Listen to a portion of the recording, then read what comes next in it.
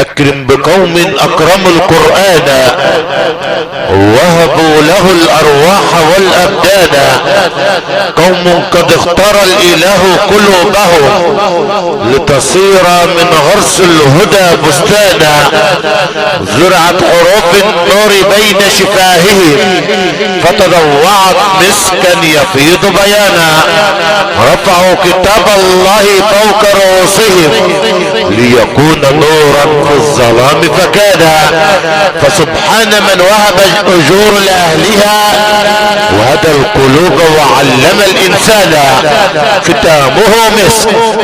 في مسك ختام هذه الليلة التكريمية العطرة التي تقام للوالد الغالي الذي ترك دنيا الناس ليسعد ويلقى برب الناس، عم الحاج عمر شبار، سائلا ربي سبحانه وتعالى ان يتغمد الفقيد بواسع رحماته وان يلهم اهله وزويه الصبر والسلوان، ختامه مسك. وفي ذلك فليتنافس المتنافسون. حضر معنا اليوم علم من اعلام التلاوة بمصر العربية والعالم الاسلامي، فضيلة القارئ الشيخ علاء احمد عبد الصبور، دقة الاحكام وطول النفس مما عرف عنه بقارئ العالم الاسلامي.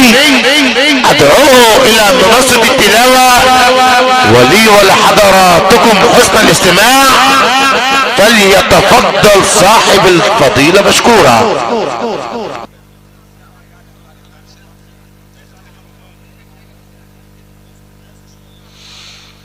أعوذ بالله من الشيطان الرجيم.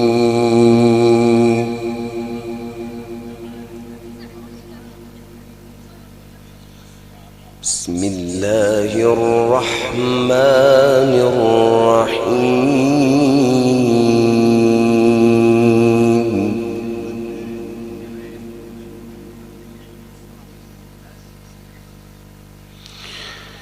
إن الأبرار لفي نعيم،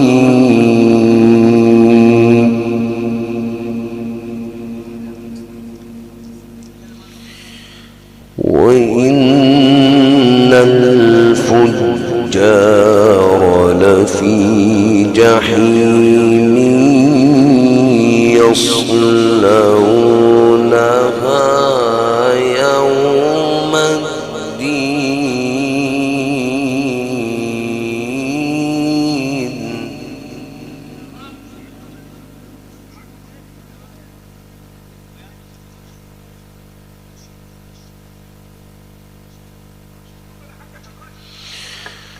وما هم عنها بغائبين، وما أدراك ما يوم الدين.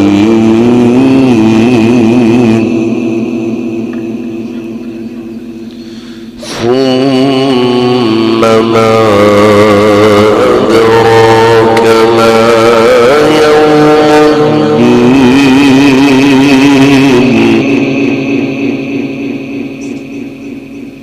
وما أدراك ما يوم الدين.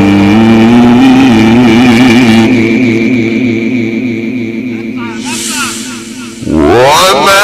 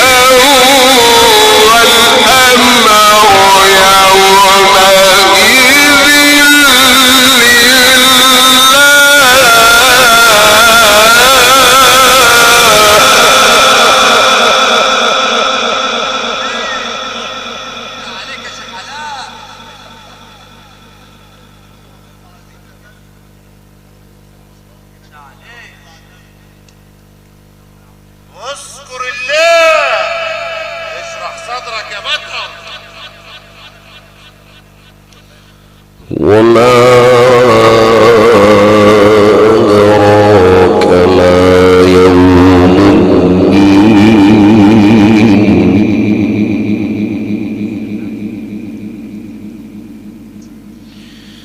ثم ما أدراك ما يوم الدين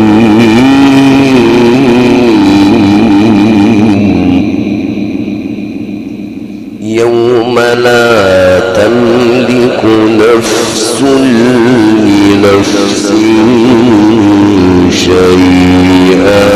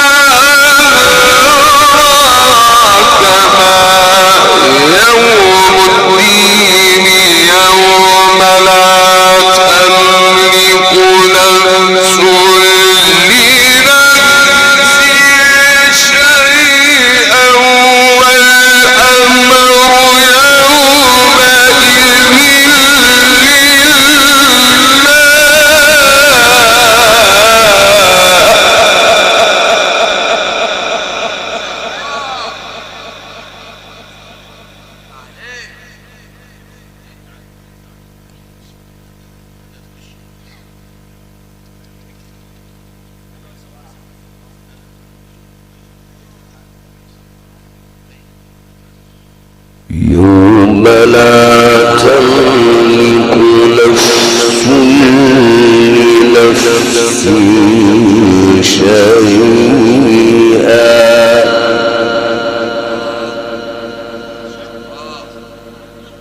والأمر يومئذ لله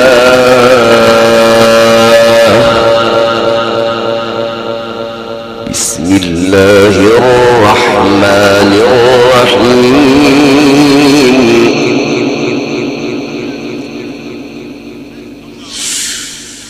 بسم الله الرحمن الرحيم والفجر وليال عشر والشفع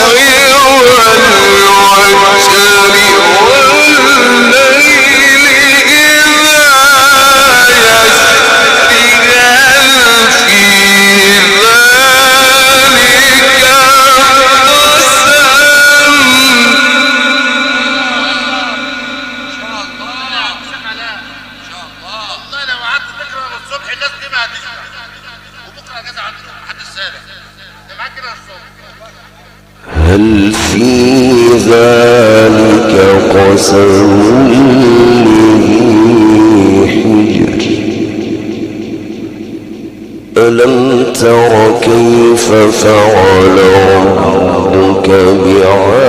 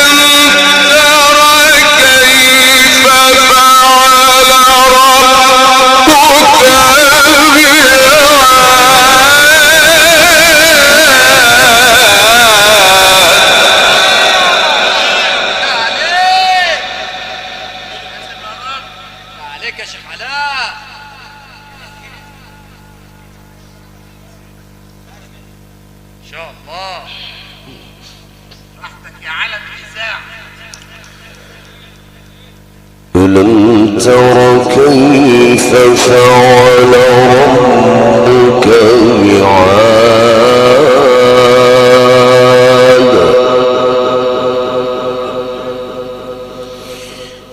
إرم ذات العماد التي لم يخلق مثلها في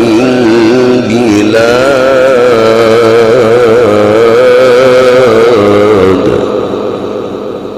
وثمود الذين جابوا الصخر بالواد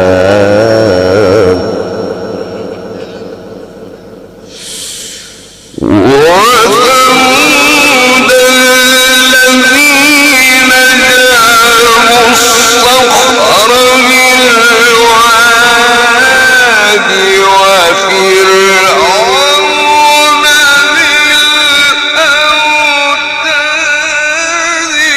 الذين طغوا في البلاد فأكثروا فيها الفساد فصب عليهم ربك سوط عذاب إن ربك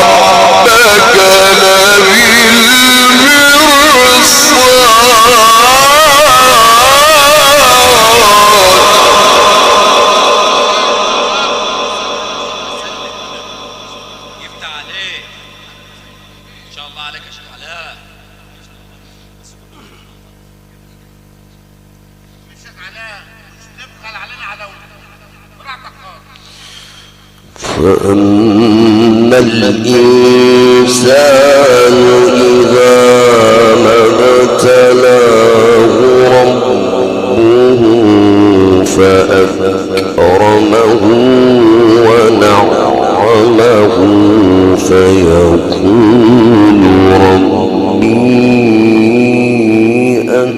أكرمن فيقول ربي أكرمن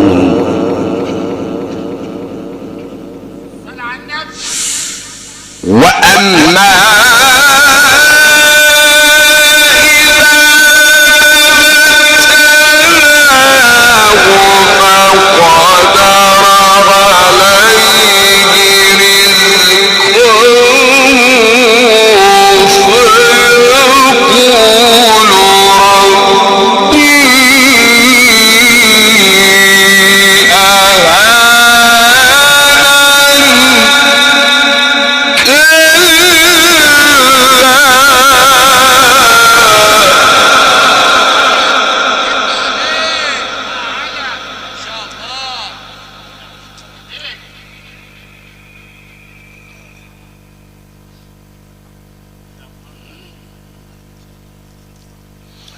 بل لا تكرمون اليتيم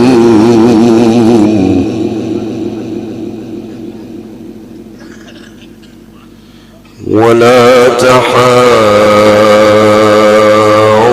تحاضون على طعام المسكين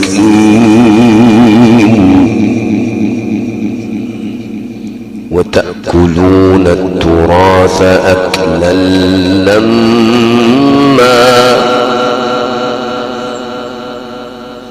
وتحبون المال حبا جما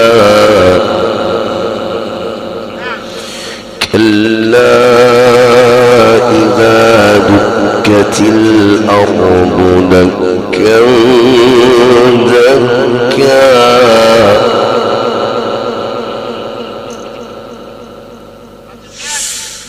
وجاء ربك والملك صفا صفا وجيء يومئذ بجهنم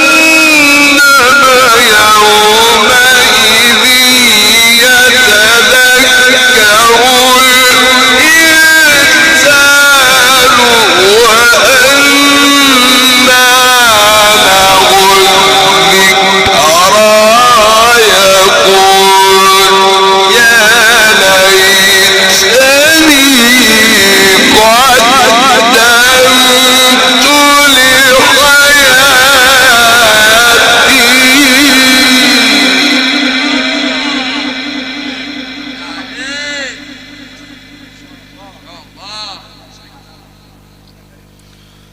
يومئذ لا يعذب عذابه أحد ولا يوثق وثاقه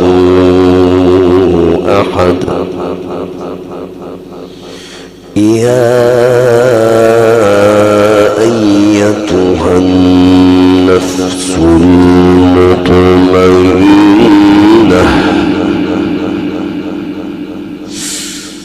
يا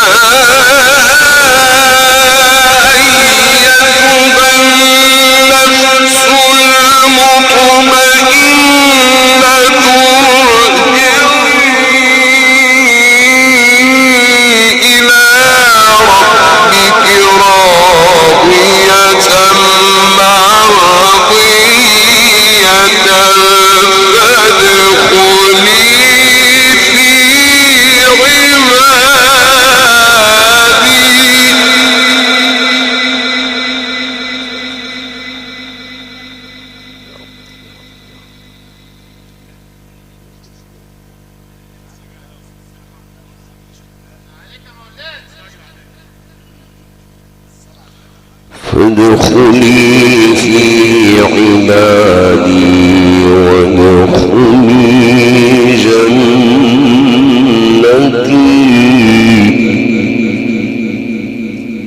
لا إله إلا الله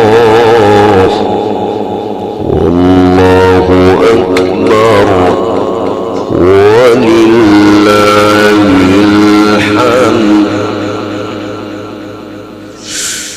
لا إله إلا الله والله أكبر ولله الحمد. بسم الله الرحمن الرحيم. إنا أنزلناه في ليلة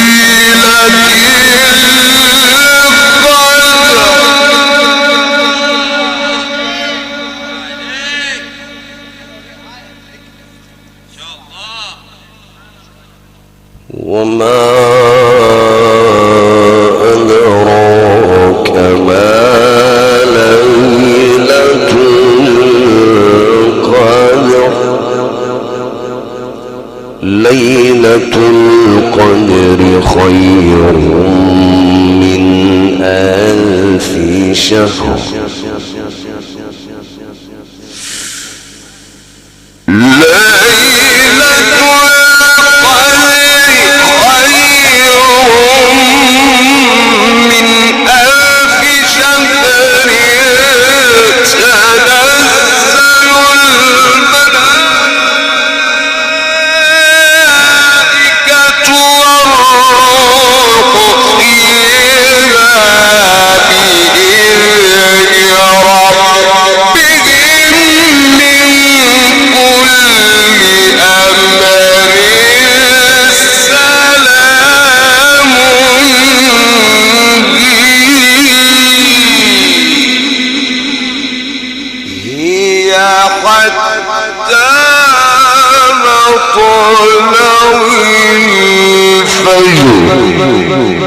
ربنا اغفر لنا ذنوبنا وإسرافنا في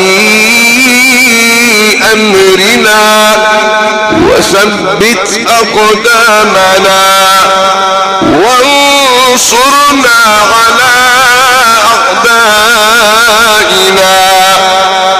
اللهم اغفر للمسلمين والمسلمات والمؤمنين والمؤمنات الأحياء منهم والأموات. إنك يا ربنا سميع قريب مجيب الدعوات. اللهم اغفر لمن كان بسببه هذه التلاوة.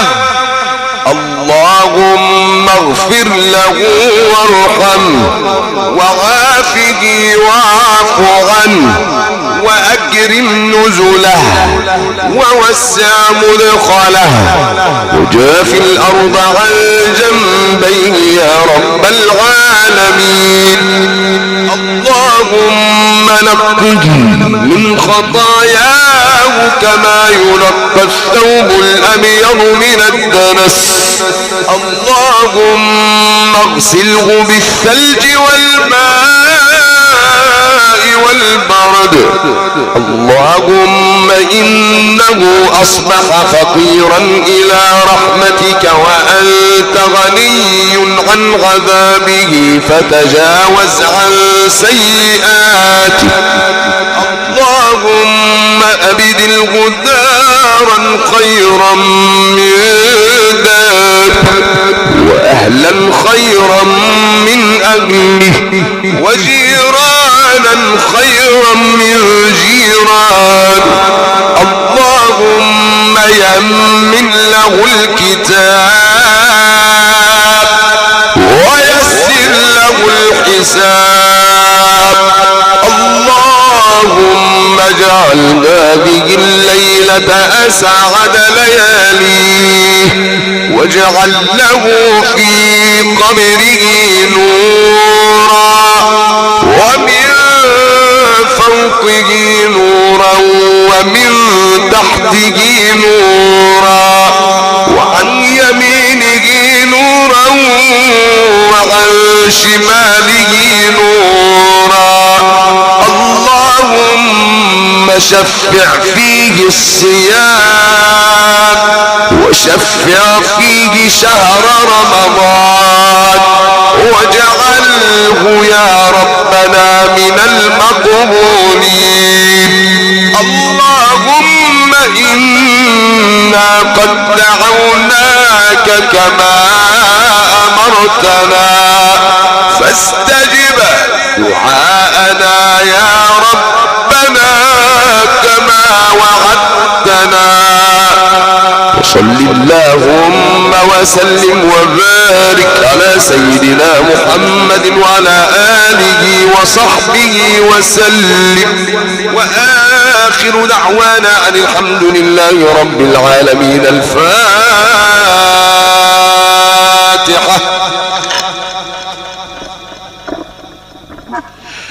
زيادة في شرف النبي صلى الله عليه وسلم وآل بيته الأكرمين الصالحين الطيبين. إنا كفيناك المستهزئين بأبي أنت وروحي وأمي يا رسول الله. صلوا عليه وسلموا تسليما. عشنا واستمتعنا مع نجم اتحاد الإذاعة والتلفزيون العربي غني دائما عن التعريف فخر قراء جمهورية مصر العربية والعالم الإسلامي وابن مركز ومدينة الكردي بمحافظة الدقهلية فضيلة القارئ الشيخ علاء أحمد عبد الصبور شاكرا مؤسسة العالمية للصوتيات والمرئيات الإسلامية التابعة لأسطول الفراشة المتحرك مؤسسة العالمية للفراشة المصرية قصر الضيافة الذهبي التابع للولاة السرابقات والإنارة الحديثة المبهرة نظافة ومهارة وذكورة والذي جمل على أكمل وجه. كل هذا وذاك تحت إدارة الإمبراطور العالمي وفريق العمل المتمكن دائما عبر الولاة السرابقات بمصر العربية إدارة محترف المهنة الأول الحاج منير سيف جبالة والمقيم بالجزيرة مركز الجمالية الدقهلية عميد الخدمات الفندقية المتميزة اسطول الخدمة المتميزة وفريق العمل المتألق دائما العالمي المغاوري جبالة وفريق العمل المتميز دائما وحدات البث المباشر وترفع التلاوة عبر قناة مرب الاجيال على الشبكة العنكبوتية بالانترنت مسعد عبد الله والمقيم بالجمالية. معكم من اسرة المذيعين بالتلفزيون المصري الفقير الى الله حامد محمد علي في ليلة تكريم الوالد الغالي بالحاج عمر شباب. اسأل ربي سبحانه وتعالى ان يتغمد الفقيد بواسع رحمته وان يلهم اهله وذويه الصبر والسلوان. مشاركين الاسرة الكريمة والعائلة الكريمة عائلات شبار بمحافظات مصر العربية قاطبة واجب العزاء، وهم يتقدمون بخالص الشكر والتقدير الى كل من اتى يؤدي واجب العزاء. الى هنا يتوقف الارسال عن هذه الليلة التكريمية العطرة. دمتم في رعاية الله وامنه، وسلام من الله عليكم ورحمته وبركاته. خلص اعزائي الاعلامي حامد محمد علي للاسرة الكريمة.